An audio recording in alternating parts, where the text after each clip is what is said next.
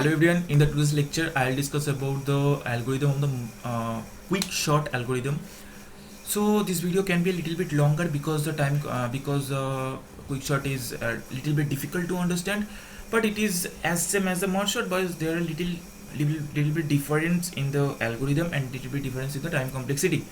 So let's get to the algorithm, that how the algorithm is working as the quick sort at the quick sort. So just go to this part. I've just recorded and something error happens, so I need to record once again. So just hold on. Okay, so just I'm taking an array.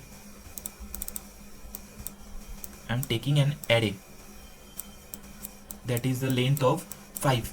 What will our array is 3, 2, 1, 7 and 9. 7 and 9. So what the quicksort algorithm is saying, quicksort algorithm is also working as a divide and conquer step as the merge sort. So but the after steps are a little bit different as the merge sort, but the main base step is a divide and conquer concept. So what is this? In the quick sort, at each and every step we are taking a pivot element. We can take the pivot element as the end element of the array. We can take the pivot as the first element of the array. We can take the pivot as a median of the array. But as now what we are considering that the last element of the array is our pivot. Now we are dividing the pivot. We are dividing the array such a way that the smaller elements, if we compare the elements to the pivot, the smaller elements of the array to the pivot is taking place to the left. What are the smaller element? 3, 2 and 1. It will take place to the left. And what are the greater element of the array? There is nothing. And also 7 is smaller here. So we are also dividing now. And here is no elements, so nothing further divide, no further division. And here, what is our pivot? The end element means our pivot is now 7. We are comparing 7 with the other elements. So what are the smaller elements than 7? All elements are smaller, 1, 2, 3. And there are nothing here, the bigger elements. So just take a little bit change because there is nothing in the right, so it can be a little bit difficult to understand. So 9 and 7.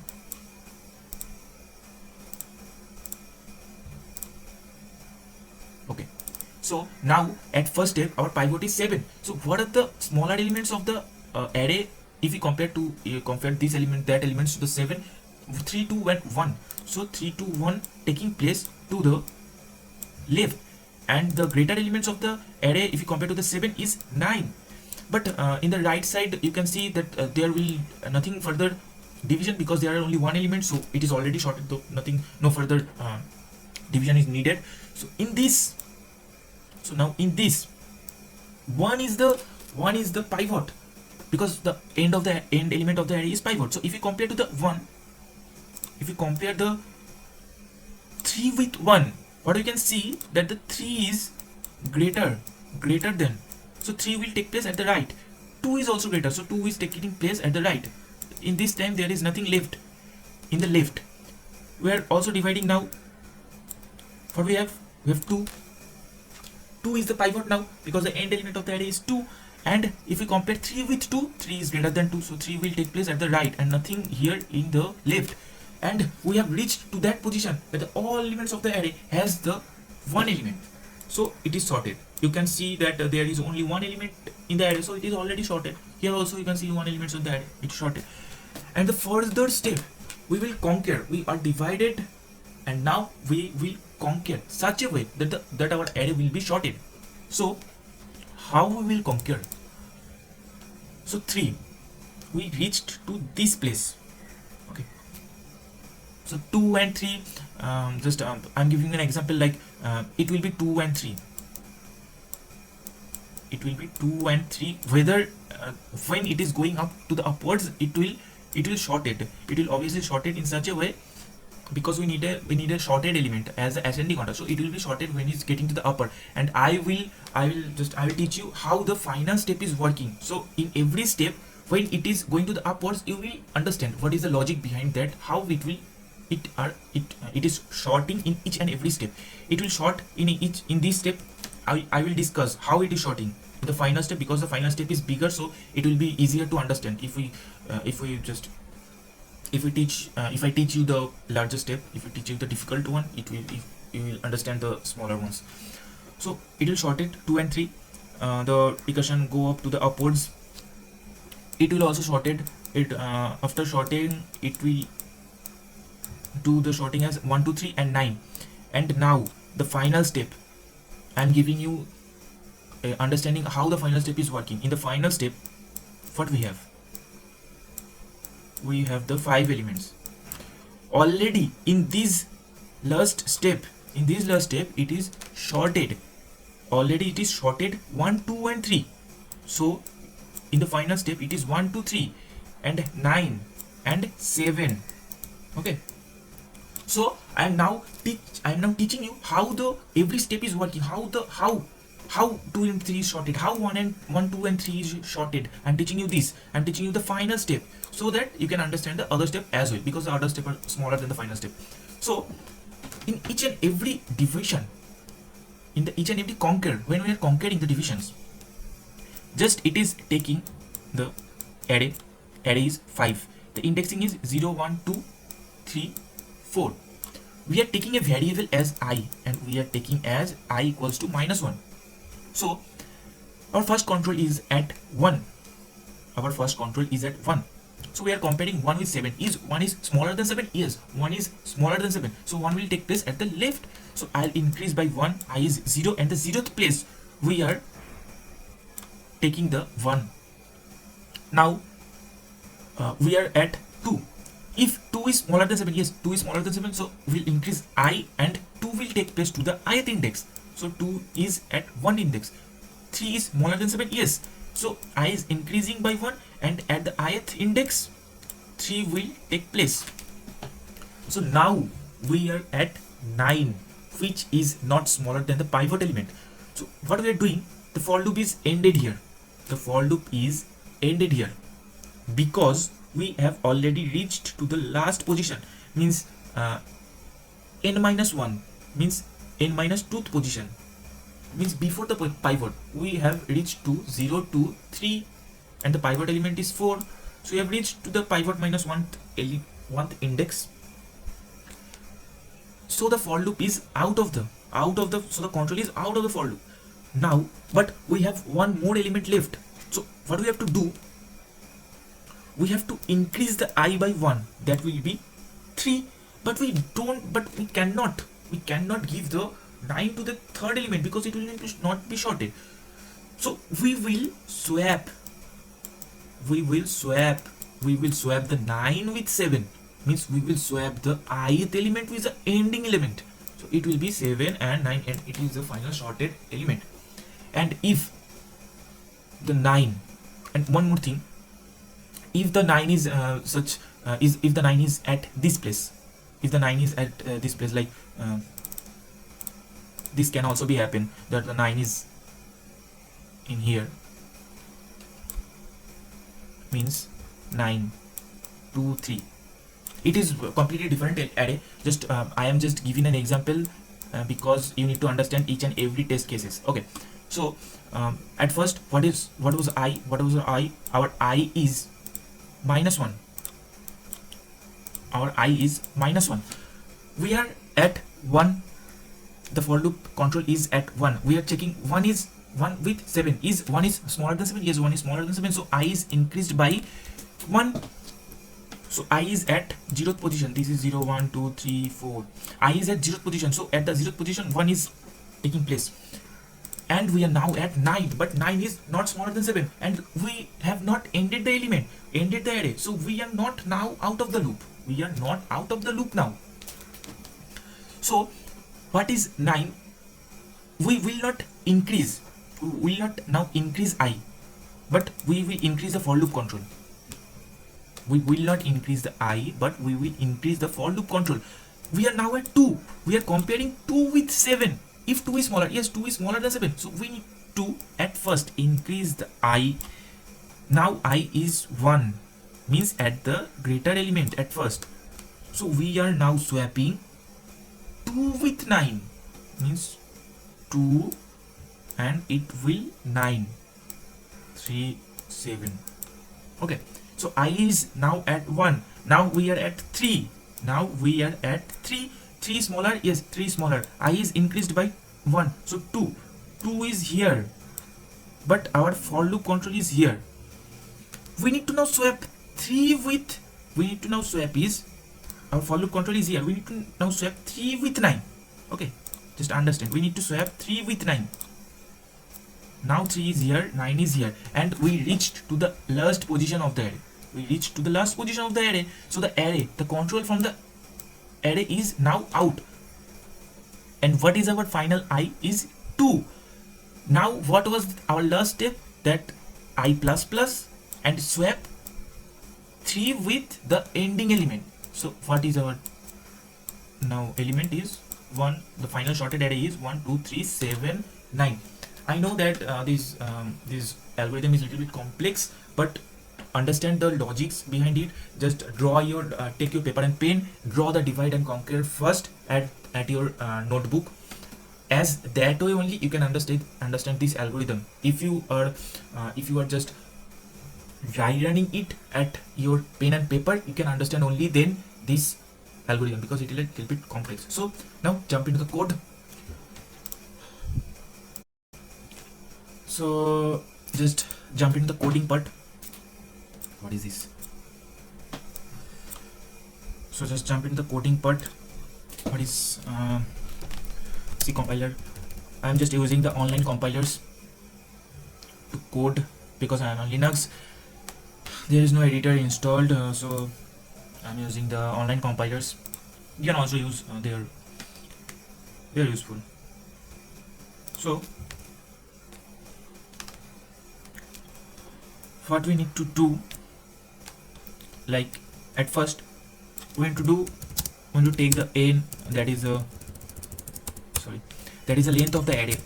So take the n, declaring the array as a size of n, taking the elements and in the array I plus plus scene,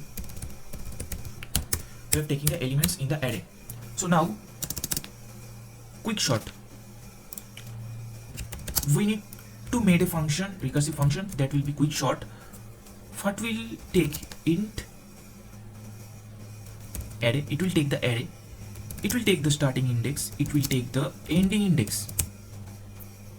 So we need to call that array quick sort, pass the array, starting index is 0, ending index is n minus 1. Just give the index as n minus 1, because n is the size of the array, not the index. N is not the index, last index. N is the size of the array. So the last index is n minus 1 because the array is 0 based indexing. So we are now given a condition that when the starting index is less than ending elements, then only it will take. And we are taking the pivot as we are making another function, that is the pivot taker. Just name as a pivot taker, giving the element, giving the array, giving the starting index, giving the ending index. It will search the pivot. What will the function will do? Pivot taker. I'll make the pivot taker. It will take the pivot, and it will take the pivot in the corrected sorted position. Okay, it will take the pivot to the corrected sorted position, what we have understood previously. In these things it will implement, I will implement these things in the pivot taker. Means we are taking the 7 is pivot, the last element is pivot, we are comparing 1 with 7, if it is smaller then I is increasing. These things will go to the pivot taker, and just call the quick sort recursively as the array starting index, from the starting index to pivot minus 1, and the right side thing, and the right side array will be array from in the array pivot plus 1 to the end. We are dividing. It is a dividing step. In the first, what we have discussed, like it is taking to the left, at first taking the left array, then taking the right array. In these types, what the pivot taker divides it. So what is the pivot taker? Pivot taker returns the index. Pivot taker, what is the return type of the pivot taker? You can see it is integer. So what will we return? It will return the index of the pivot, final index, corrected index position of the pivot. Pivot taker index array, starting index of the array, ending index of the array. Okay. So now what we need to do, at first we are taking the pivot as the ending element of the array. We are taking the pivot as the ending element of the array in each step. So we are doing that only. And now for j is starting from the starting index, and j will less than end. J will less than end because it will run the for loop. This for loop, in this for loop, it will run until it reached to the, before it reached to the pivot. 7 is pivot, so the for loop is run to 0 to 3. So we are doing that. The pivot is end, so the pivot is end, so the for loop is running from starting index to end minus 1. And now j is increasing by 1, obviously. In each step, what we are doing, if any array of j, if any array of j is lesser than, pivot, we will take place to the right. Means we need a counter. That is I, and what we have initialized, I equals to minus 1. At first we are increasing I by 1. Now we need to swap the array of the array of I with the array of j, means the corrected ith position with the array of j what we are in. So we can also use the swap, but we will not use the stl functions. So array of I, we will swap using XOR operators, array of j, and the same as the 2 lines, array of j. So it will swap these 2 elements, but after the for loop, what we have discussed, after the for loop, it will swap another time. After the for loop, it will swap another time, because the last element is not, the pivot element is not taking place to the corrected elements, corrected position. So the pivot element, we need to take the pivot element to the ith position, corrected ith position. So just increase I by 1 and swap once again I with the pivot element, that is array of end position. So that is the quick sort, array of end position. And what we need to return the position of the pivot. What is the position of the pivot now? It is I. So return I. And now check if our code is right or not. Int I equals to 0, I less than plus plus array of I. So just run it. Okay. Pivot taker. Run it. I think it is not right. Means okay. So it is a C++ mistake. You can just use the C also. You can also use the C++ as well. Run.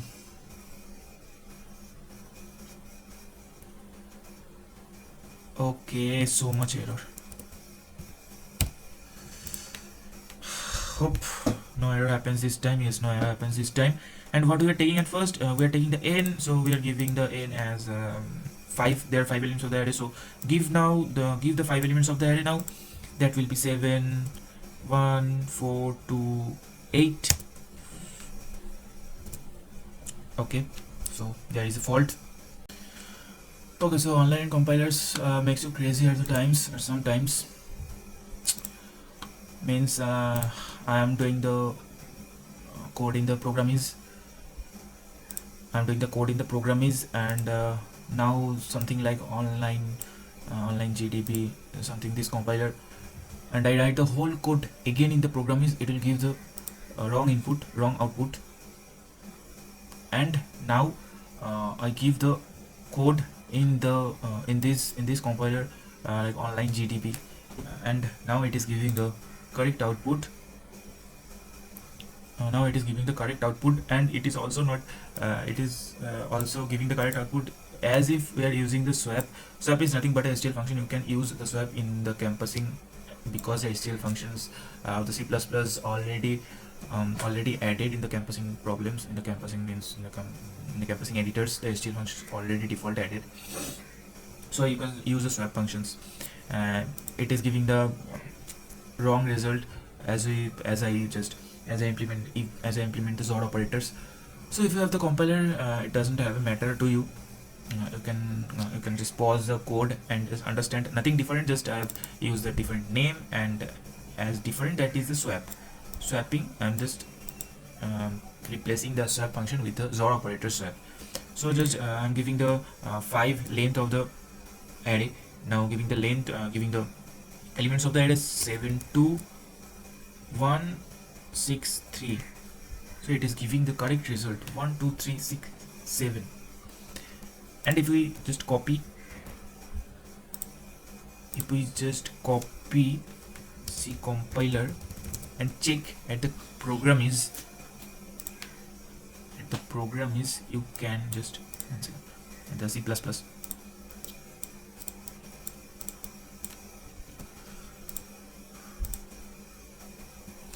hold on a second.